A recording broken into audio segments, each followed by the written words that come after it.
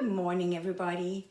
So my little friend Sydney was telling me that she's having nightmares about monsters. So I decided to tell you a story about the big green monster. Are you ready? Here we go. The big green monster has a big green face. Big green monster has 2 yellow eyes.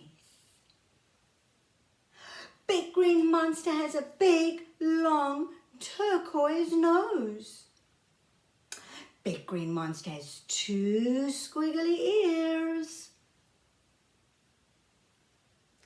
And sharp, white teeth. Big green monster has a big, red mouth. And big green monster has squiggly, purple hair. Ooh.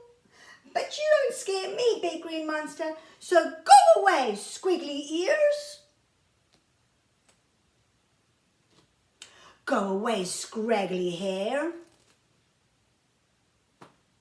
Go away, big red mouth. Go away, sharp white teeth. Go away, long turquoise nose.